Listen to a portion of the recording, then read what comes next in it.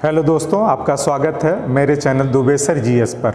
आज हम आपको पढ़ाएंगे वायुमंडलीय संरचना। वायुमंडल की बनावट कैसे हुई है, वायुमंडल की संरचना कैसे हुई। आज 14 फरवरी 2022 वायुमंडल की संरचना है।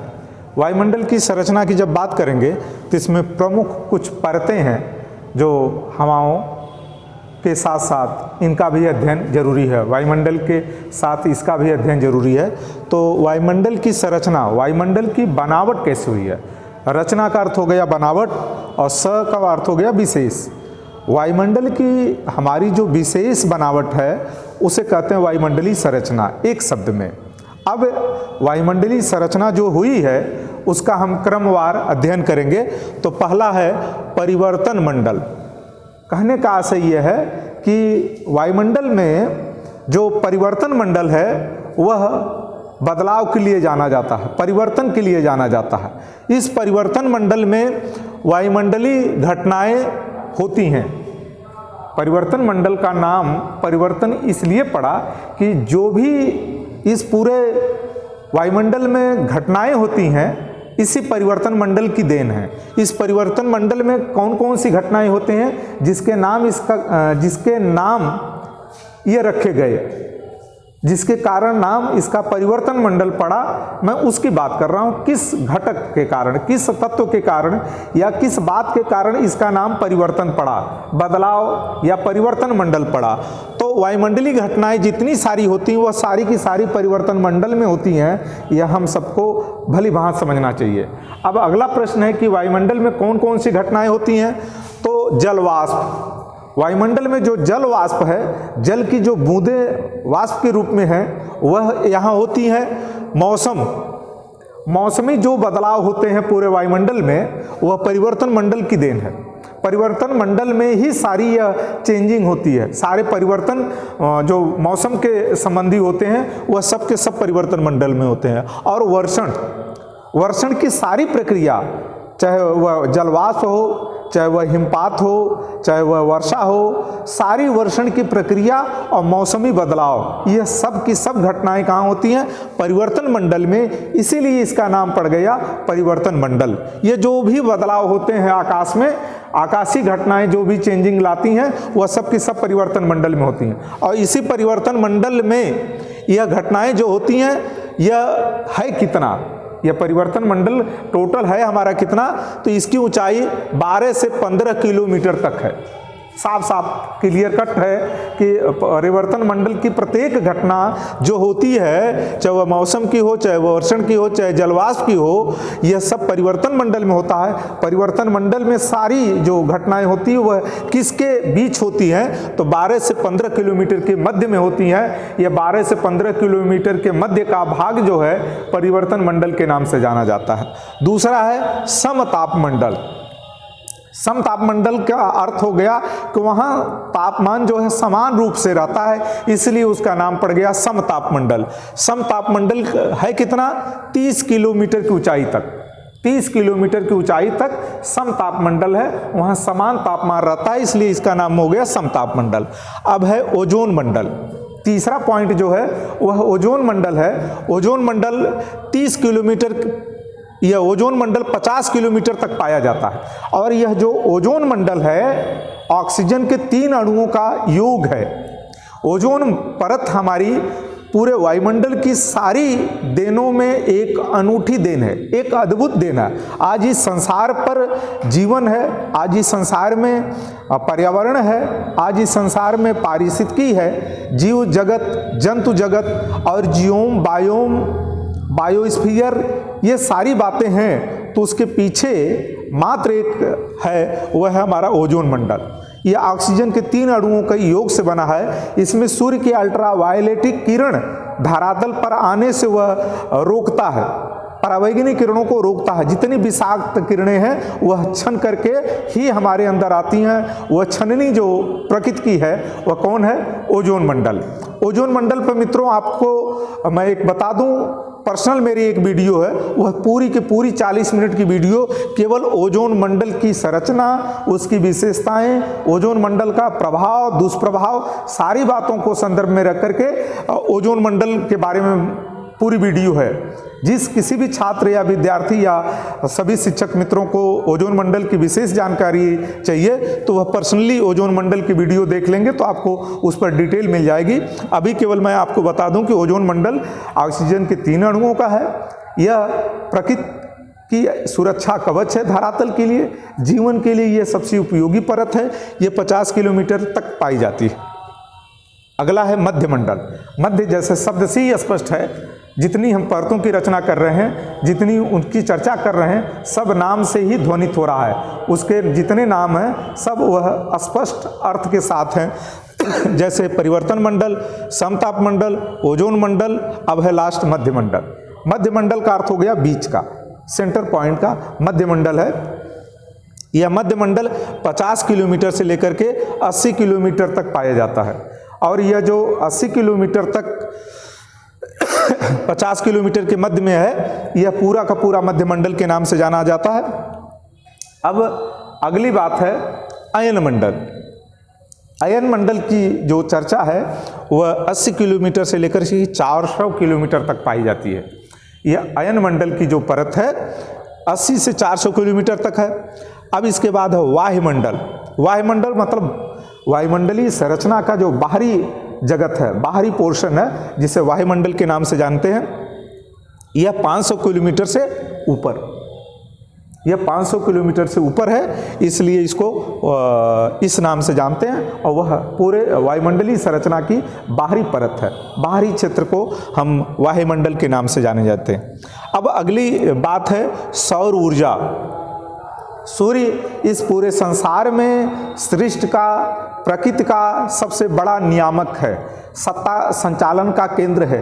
प्रकृति की जो भी घटनाएं प्रकृति प्रदत्त हैं वह सबको सेंट्रलाइज, उसको मूवमेंट में लाने का, उसमें गति देने का, वह सारी बातें कौन करता है? वह एकमात्र सूर्य है। सौर ऊर्जा जो सबसे उसमें प्रमुख है। सौर ऊर्जा से क्या होता है? सूर्य से पृथ्वी की दूरी 14.9 करोड़ है। सूर्य से पृथ्वी की दूरी 14.9 करोड़ है। और यह सौर ऊर्जा का जो सबसे बृहद क्षेत्र है, इस पर इसका प्रभाव पड़ता है। सूर्य का व्यास पृथ्वी से 109 गुना ज़्यादा है।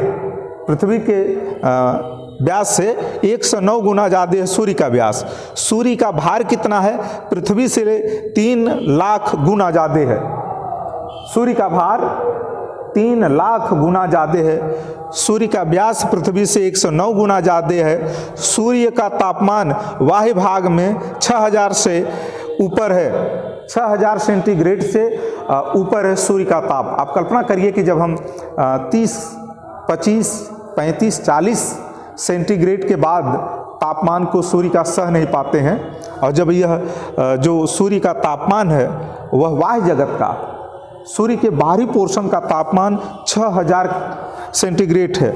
और समझिए कि 6000 सेंटीग्रेड पर किसी भी वस्तु पदार्थ का क्या पोजीशन होगा, तो वो पूरा कितना तप्त और कितना दहन शक्ति के साथ तरल जलता हुआ होगा। और नाभ की तो पूछिए ही मत। सूर्य के सेंटर में, सूर्य के नाभ में कितना तापमान होगा, आप अनुमान लगा सकते हैं कि जब सूर्य के बाहरी जगत का तापमान 6000 सेंटीग्रेड है तो सूर्य के सेंटर का तापमान कितना होगा। यह दहकता हुआ आग का पूरा गोला है। सूर्य पावर हाउस है, ऊर्जा का, ताकत का, प्रकाश का। सौर ताप एक निश्चित अवधि में, निश्चित भाग में प्राप्त सूर्य की विकिरण ही सौर ताप कहलाती है या सौर विकिरण कहलाती है। एक बार मैं आपको पुनः दोहरा दे रहा हूं कि सौर विकिरण किसे कहते हैं। तो सूर्य का ताप, ध्यान देंगे आप, सूर्य का ताप एक निश्चित अवधि, कहने का आशय कि एक निश्चित अवधि, एक विशेष समय में, एक निश्चित अवधि में, निश्चित भाग पर, एक निश्चित समय होगा उसका और एक निश्चित भाग होगा, एक निश्चित क्षेत्र होगा, एक निश्चित एरिया होगी। तो निश्चित भाग, निश्चित अवधि में प्राप्त सूर्य की विकिरण ही सौर ताप और सौर विकिरण कहलाती है। आपसे कोई प्रश्न करे कि सौर विकिरण क्या है, तो सौर विकिरण आप एक शब्द में बताइए कि सूर्य की जो ताप है, सौर का जो ताप है, सौर ताप एक निश्चित भाग और निश्चित अवधि में जो सूर्य की किरणें प्राप्त होती हैं उनका विकिरण होता है, वही सूर्य विकिरण कहलाता है या सौर विकिरण कहलाता है। तो यह हो गया सौर ताप। सौर ताप में एक निश्चित भाग, एक निश्चित अवधि में सूर्य की प्राप्त विकिरण ही सौर विकिरण या सौर ताप कहलाता है। अब बात है आगे उष्मा बजट का। उष्मा का अर्थ हो गया है गर्मी, जो सूर्य से हमें गर्मी प्राप्त होती है धरातल पर, उसका अपना एक बैलेंस होता है, एक बजट होता है। धरातल 49% जो है अपने पास पृथ्वी सूर्य से प्राप्त ताप को अपने पास रखती है 49%, और उष्मा संतुलन की बात है तो ये 51% वापस करके, जैसे दिन में सूर्य की रोशनी से, सूर्य के ताप से धरातल हीट होता है, और जब रात का समय होता है तो सूर्य तो होता नहीं है, तो जो धरती तापमान को सोखे रहती है वह वायुमंडल में रिफ्लेक्स करती है, वापस करती है। तो इससे एक बजट भी होता है। दूसरी बात है कि उसमें संतुलन बना रहता है, साम्य अवस्था रहती है। नहीं तो दिन में तो टेम्परेचर से धरती का बैलेंस रहता है, रात को पूरी धरती बर्फ की चादर की तरह ढक जाती, सारा का सारा जम सा जाता। यह संतुलन जो बैलेंस है वह केवल विकिरण के कारण है। 51% जब धरती अपने शोषित ताप को, शोषित ऊष्मा को, ऊर्जा को वापस करती है तो इस लेन देन में बजट बैलेंस बना रहता है, जिसे ऊष्मा संतुलन कहते हैं। और यह जो उसके रखने की प्रक्रिया है, धरती जो सूर्य के ताप को रखती है अपने पास, वह उसका अपना बजट है। खैर, बजट और संतुलन को लेकर के एक अलग से मैं वीडियो बनाऊंगा। अभी तो यहाँ केवल हम आपसे पर्यावरण के संदर्भ में एक सामान्य सी चर्चा कर रहे हैं कि हमारे पर्यावरण को कौन कौन से तत्व या घटक हैं जो समय समय से प्रभावित करते हैं। भूमंडलीय विकिरण क्या है? भूमंडलीय विकिरण को एक शब्द में आप जाने तो धरातल द्वारा प्राप्त ताप दैर्घ्य तरंग के रूप में उत्सर्जित होता है। कहने का आशय कि जो भूमंडल को तापमान प्राप्त होता है वह दीर्घ तरंग के रूप में जब रिफ्लेक्ट होता है, वापस होता है, तो इस पूरी प्रक्रिया का नाम हो गया भूमंडलीय विकिरण। धरातल, भू माने पृथ्वी, मंडल माने समूह, धरातलीय समूह जो है जितने जिस रूप में है छोटे बड़े भाग के रूप में, उस भूमंडल पर जो सूर्य की रोशनी या उसका उष्मा या उसकी गर्मी जो प्राप्त होती है, जब उसका दीर्घ तरंगों के रूप में विकिरण होता है, प्रसार होता है, उसका विन्यास होता है, उसका फैलाव होता है, तो यह भूमंडलीय विकिरण कहलाता है। और यह दीर्घ तरंग के रूप में उत्सर्जित होता है। यह उत्सर्जन की प्रक्रिया ही भूमंडलीय विकिरण का एक नाम है। अब है बात वर्षण और वर्षा में एक बुनियादी अंतर है मित्रों। वर्षा का अर्थ हो गया सीधे जल की तरल बूंदों का धरातल पर गिरना। जल की तरल बूंदों का जब धरातल पर गिरना सीधे होता है तो वह वर्षा कहलाती है। वर्षा 3 प्रकार की होती है। संवहनी वर्षा उसे कहते हैं जो वर्षा काल में लगातार एक बड़े धरातल के भू क्षेत्र पर कंटिन्यू, शाश्वत, निरंतर वर्षा होती है। सम माने बराबर और वहन माने ढोना। जब बादलों को, मानसूनी हवाओं को लगातार 3 से 4 महीने तक वायुमंडल में फैल करके झमाझम बारिश करती है, बराबर ये वर्षा होती है। उसके लिए 2 चीज़ें एक साथ आपको जाननी चाहिए कि वह जब वर्षा बड़े पैमाने पर, धरातल के बड़े पैमाने पर और कंटिन्यू लगातार होगी तो उसे हम संवहनी वर्षा करेंगे। दूसरी बात है पर्वतीय वर्षा। जब पर्वतीय क्षेत्रों में, पर्वतपदी क्षेत्रों में, पर्वत के आसपास क्षेत्रों में वर्षा होती है तो उसे हम पर्वतीय वर्षा कहते हैं। तीसरी है चक्रवाती वर्षा। चक्रवाती वर्षा उसे कहते हैं जब एक तरफ से ठंडी हवा, दूसरी तरफ से गर्म हवा आकर के मिलती है और उस चक्रदार हवाओं के घेरे में जलवाष्प बूंदें संघनित होकर के बादल का रूप लेती हैं और वर्षा करती हैं, तो इस तरह यह चक्रवाती वर्षा हो गई। तो वर्षा के 3 जो प्रकार हैं, संवहनी वर्षा, पर्वतीय वर्षा, चक्रवाती वर्षा, यह वर्षा के हो गई, यह वर्षा के प्रकार हो गई, यह वर्षा का अर्थ हो गया। यहाँ बात हमको पढ़नी है वर्षण। वर्षण किसे कहते हैं? वर्षण का आशय हो गया जिसमें बादल से प्राप्त जल बूंदें कई फॉर्मेट में, कई स्वरूपों में हमें प्राप्त होती हैं। वह जल के तरल रूप में वर्षा के रूप में हो सकती हैं, वह ओस के रूप में हो सकती हैं, वह हिम के रूप में हो सकती हैं, वह तुषार के रूप में हो सकती हैं, वह बर्फबारी के रूप में हो सकती हैं, हिमपात के रूप में हो सकती हैं। जब जल की बूंदें इतने फॉर्मेट में, इतने स्वरूपों में हमें धरातल पर प्राप्त होती हैं, वर्षा के रूप में, हिमपात के रूप में, बर्फ के रूप में, ओला के रूप में, अतिवृष्टि के रूप में, तुषार के रूप में, यह सारे जो जल की बूंदें हमको प्राप्त होती हैं, यह सारी प्रक्रिया वर्षण के नाम से जानी जाती है। इसमें जल चक्र के माध्यम से वर्षा, वाष्प, बूंद, हिम, बौछार, ओला, ओस का धरातल पर आना, यह वर्षण के स्वरूप को दर्शाता है। जब जल की बूंदें इतने पॉइंट से होकर के गुजरेंगी, कहीं वाष्प बन जाएगी, कहीं हिम हो जाएगी, कहीं बौछार के रूप में गिरेगी, कहीं ओला के रूप में गिरेगी, कहीं ओस के रूप में धरातल को जो प्राप्त होगी, यह सारी प्रक्रिया वर्षण के नाम से जानी जाती है। तो मित्र, आप स्पष्ट जान ले, वर्षा किसे कहते हैं, वर्षण किसे कहते हैं। वर्षा सीधे जल की बूंदों का धरातल पाना है। वर्षण का अर्थ हो गया इन तरीके से जब जल की बूंदें धरातल को प्राप्त होती हैं तो वह वर्षण है, यह वर्षा है। आगे चलते हैं। वर्षा के प्रकार जो अभी हमने बात की है, संवहन, पर्वती और चक्रवाती, तो यह वर्षा है और यह वर्षण है। अब दोनों शब्दों को बहुत साफ तरीके से आप समझ गए होंगे। अब बात है आर्द्रता। आर्द्रता का अर्थ हो गया नमी। वायुमंडल में व्याप्त जल वाष्प आर्द्रता को जन्म देता है। आर्द्रता अर्थ नमी। नमी कैसे आती है, वायुमंडल नम कैसे होता है, वायुमंडलीय नमी कैसे प्राप्त होती है, तो उसका एक शब्द है जल वाष्प। वायुमंडल में जल वाष्प की मात्रा जितनी ज़्यादा होगी, आर्द्रता उतनी तीव्र होगी। तो आर्द्रता को एक शब्द में आप जानें कि वायुमंडल में जल वाष्प की मात्रा आर्द्रता कहलाती है।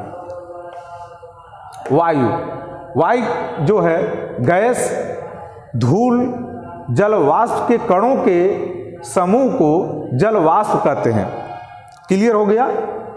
गैस, धूल, जल वाष्प के कणों के समूह को जल वाष्प कहते हैं। और हवा, हवा वायु का घुमाव जिसका भिन्न रूप में होता है।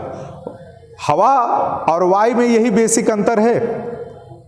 अक्सर लोग भूल कर जाते हैं, अक्सर लोग कन्फ्यूजन में गलती कर बैठते हैं। वायु और हवा में जो बेसिक बुनियादी अंतर है, ये सारी चीज़ें वायु के अंतर्गत आती हैं। और वायु का घुमावदार, जब हवा चक्कर रूप में होती है, वायु का स्वरूप जब चक्करदार घेरा बनाता है तो वह हवा के रूप में कहलाता है।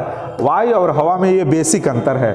जल वाष्प और धूल के कण जब वायुमंडल में सर्किल में चलते हैं तो वह सर्किल हवा कहलाती है और यह प्रोसेस, यह प्रक्रिया वायु कहलाती है। तो वायु और हवा में यह बेसिक अंतर है। इस तरह पर्यावरण के अंतर्गत ये सारी बातें आपको बताने के पीछे एक मंशा थी कि किसी भी स्थान विशेष पर किसी पर्यावरण का जन्म होता है तो उस पर्यावरण को जन्म देने में जितने तत्व, जितने घटक उसके जिम्मेदार हैं, उसमें एक यह सारी जिम्मेदारियां यह घटक भी निर्माण में अदा करते हैं। कहीं किसी स्थान विशेष का पर्यावरण इनसे अछूता नहीं रह सकता। खास तौर से यह सारी जो डिटेल मैंने आपको दी है, यह तो मामूली सी सामान्य सी जानकारी है किसी स्थान के पर्यावरण को पैदा करने में, जन्म देने में। मुख्य रूप से जो आपको हमको जानना है वह परिवर्तन मंडल की जानकारी हमको रखनी चाहिए। जो वायुमंडल में परिवर्तन होता है, मौसमी बदलाव जो होता है, यह मौसमी बदलाव ही पर्यावरण को कहीं न कहीं प्रभावित करता है। गर्मी है, जाड़ा है, बरसात है, झंझावत है, तूफान है, बौछार है, हिमपात है, ओला है, ये सारी घटनाएं जो होती हैं ये सब वायुमंडलीय दशाओं के कारण होती हैं जो अक्सर परिवर्तन मंडल में घटती हैं और यही परिवर्तन मंडल सीधे पर्यावरण को हमारे यहाँ प्रभावित करता है। हालांकि कम और अधिक मात्रा में ये सारे पर्यावरण को घटक प्रभावित करते हैं, लेकिन सबसे अहम रोल किसी का है तो वह परिवर्तन मंडल का है। इन सारी बातों के साथ आपको बहुत बहुत शुभकामना, बहुत बहुत धन्यवाद। जय हिंद, जय भारत।